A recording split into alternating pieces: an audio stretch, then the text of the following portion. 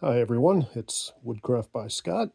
Wanted to do a video today updating everyone on my Seyco saw. I purchased this about 18 months ago.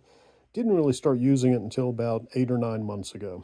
I had tested with it and played with it and cut a little bit, but I was not doing enough events that I was cutting enough to really put it to a test.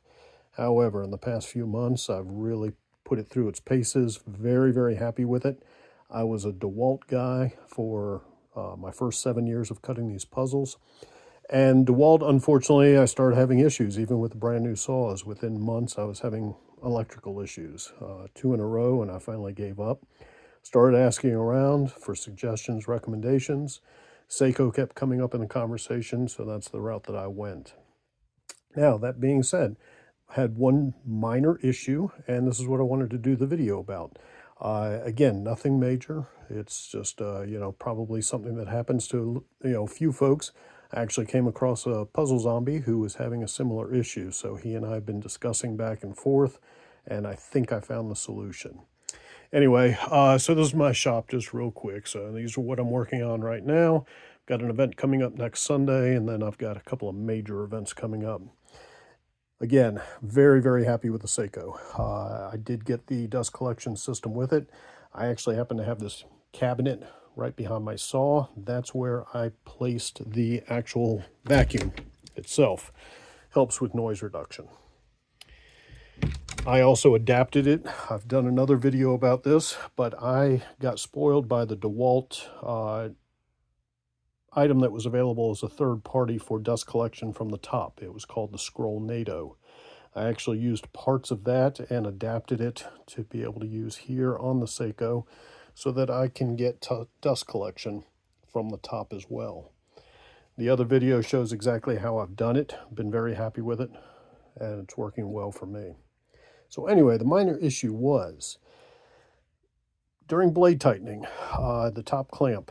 When I would tighten the blade, there were times that it was almost like there was blade slippage. Would get a lot of vibration, a lot of movement in the blade. It was causing issues. No matter what I tried, I've always sanded the ends of my blade when I use them, just because I got into the habit of doing that. It helps to grip the ends when tightening.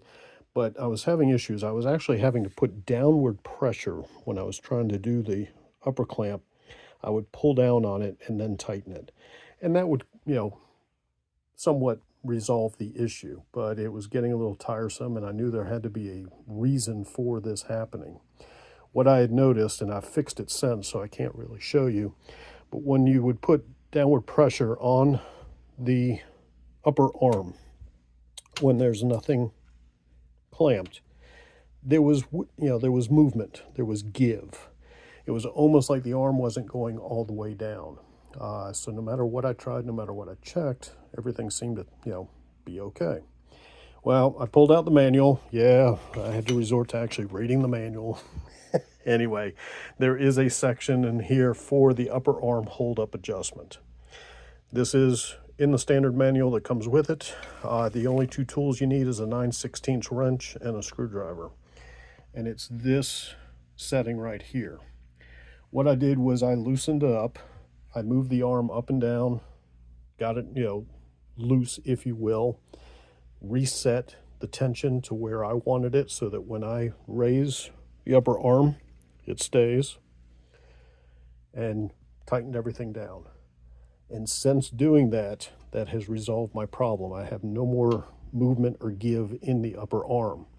What I'm thinking, and this is just purely a guess, is that it had somehow bound up a little bit or gotten kinked, and it was stopping the arm from going all the way down. So by loosening it up here, freeing it up, moving the arm up and down a couple of times, that seemed to fix the issue. Retighten it, redo it, you're all set. I spent a little bit too much time looking at this clamp setup, the way that it was manufactured, the way that it's assembled, trying to figure out if there was an issue in there. But obviously had nothing to do with that. But anyway, this was just something to give to those folks that have the Seyco and maybe running into the same issue. Just wanted to share this and pass it along.